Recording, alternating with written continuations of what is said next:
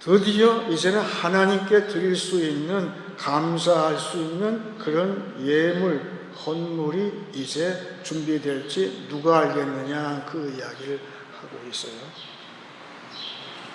그래서 제가 참 마음이 아팠어요. 일반 성도는 문제가 없어요.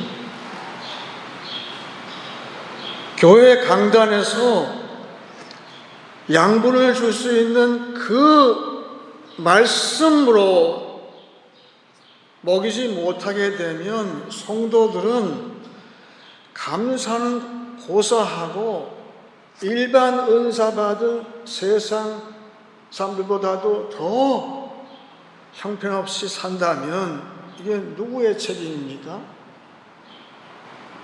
지금 요엘은 그걸 한탄하고 있는 거예요. 그래서 먼저는 돌이켜야 할 사람들은 교회에 중직자라는 사실을 알고, 그럴 때 하나님께 돌이킬 때에 새 은혜를 부어주셔서 양분을 줄 수 있는 그런, 먼저 나한테 하나님이 그 새로운 양분을 줄 수 있는 그러한 새로운 사람으로 변화가 된다면 이것이야말로 참 부흥의 시작이다, 그렇게 알 수가 있는 것이죠. 요새는 처음에 얘기한 것처럼 우선 통신이 발달돼서 SNS가 뭔가 하는 거 참 그게 보편화되다 보니까 아침에 제가 길 가는데 어떤 청년이 자전거를 타고 가더라고요. 쌩쌩. 근데 보니까 한 손에다가 그 셀폰을 이렇게 들고 보면서 이렇게 자전거를 몰고 가더라고요. 아이고, 위험천만한 일을. 여러분, 온라인 좋아하시죠?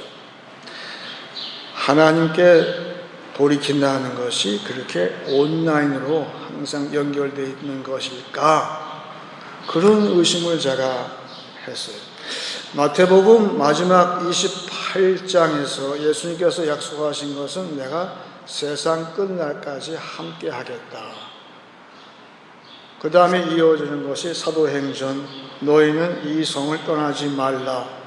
그대로 했어요. 그러니까 초대교회에 120명 성도들이 그대로 한 거예요. 그래서 한 마음 되어서 한 장소에 모였다 그랬어요. 추측은 그 마가라는 제자의 다락방에 모였다 이렇게 추측은 하지만 거기에 지명이 안 나온 거 보게 되면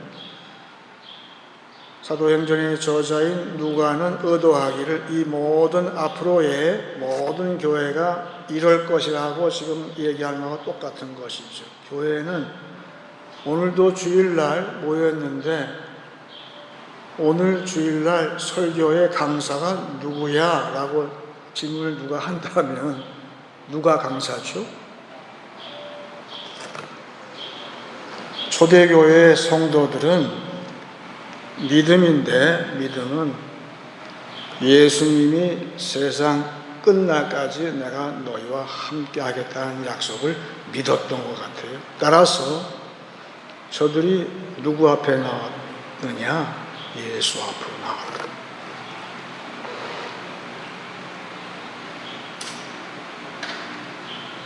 어느 교회건 간에 오늘 강단에서 말씀하시는 것은 아무개 목사가 될지 모르겠지만 실질적으로 말씀하시는 분은 예수님.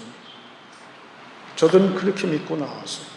그렇게 아예 한마음 돼서 예수 앞으로 나오는, 앞으로의 모든 교회가 예수 앞으로 나오는, 어떠한 강사 목사님이 강단에 설지라도 실질적으로는 우리는 예수 앞으로 나온다라는 그 믿음으로 모였을 때에 드디어 저들에게 역사한 것은 성령이 강림하셨듯이 우리가 예수 앞에 모일 때에 새 은혜를 주시고, 근데 그 새 은혜는 인간이 표현할 수 없는 어마어마한 그런 은혜를 주시는 거예요.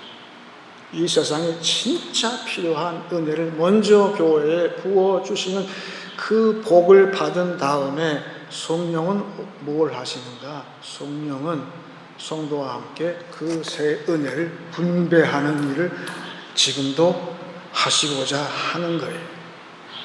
그래서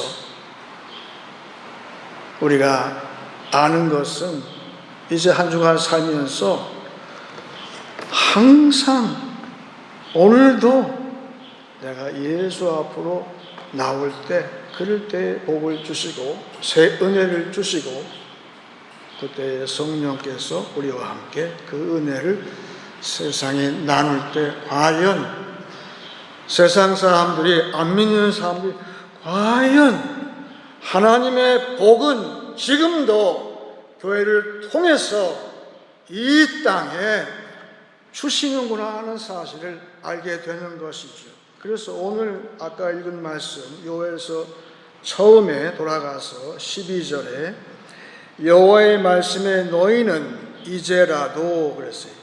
여기에 우리말 번역은 이제라도가 되겠지만 원뜻은 한 번 더 그 뜻이에요. 한 번 더 one more time 한 번 더.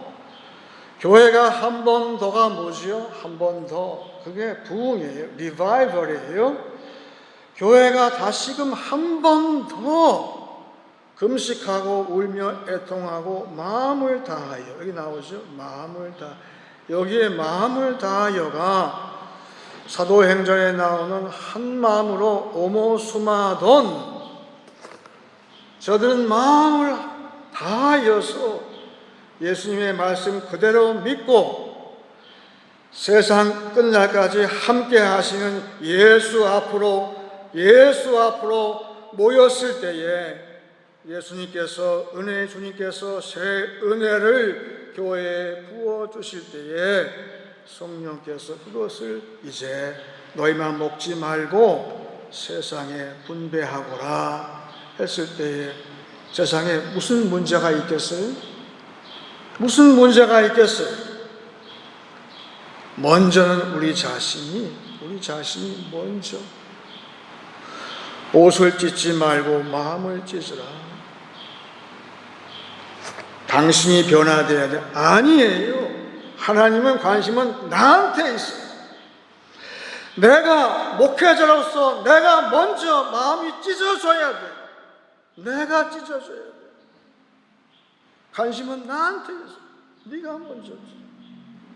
네가 먼저 회개해라. 그래야만 걸음을 두루 파고 땅을 두루 파고 걸음을 줄 때에 저들이 맺는 열매가, 그 무화과 열매가 완전히 감사함으로, 감사의 성모로 100% 될 그때에 하나님께서 내가 기뻐하는 소제와 전제를 바치게 되는 날이 오게 될지 너희가 어떻게 알겠느냐. 오늘 교회에 요엘의 입을 통해서 말씀하고 있는 거예요. 이제 말씀을 정리하겠습니다. 돌이키기만 하면 새 은혜를 주십니다.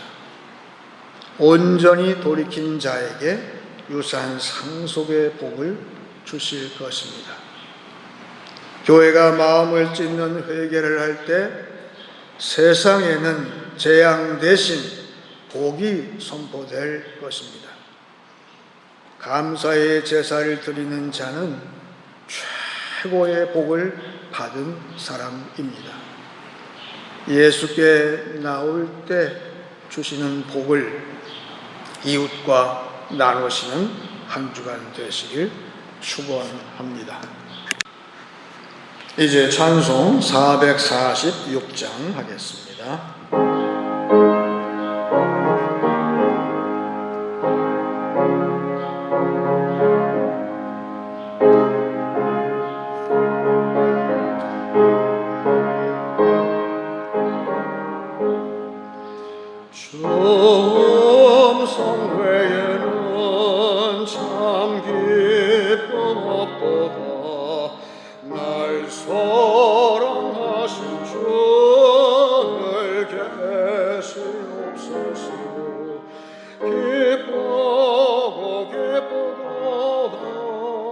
항상 기쁘도다.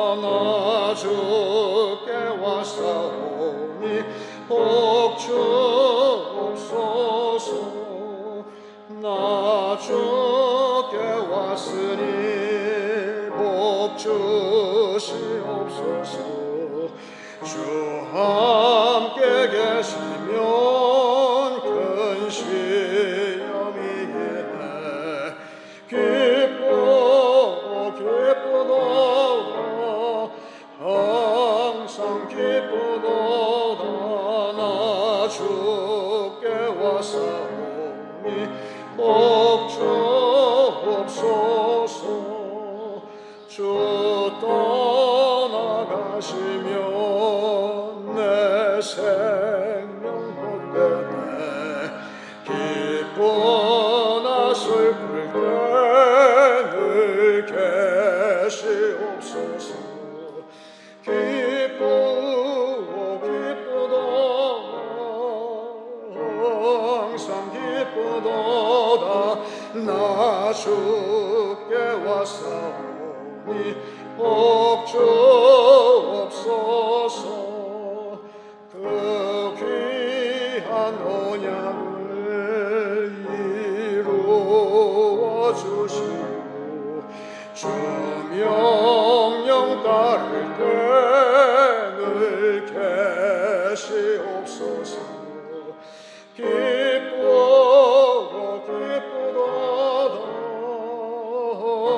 항상 기쁘도다 나 주께 왔사오니 복주옵소서.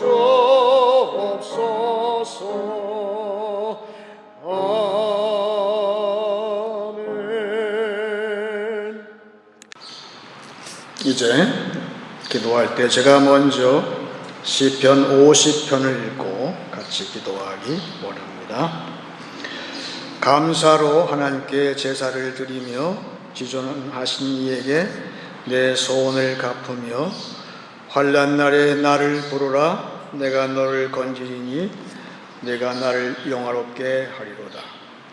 하나님을 잊어버린 너희여 이제 이를 생각하라. 그렇지 아니하면 내가 너희를 찢으리니 건질 자 없으리라.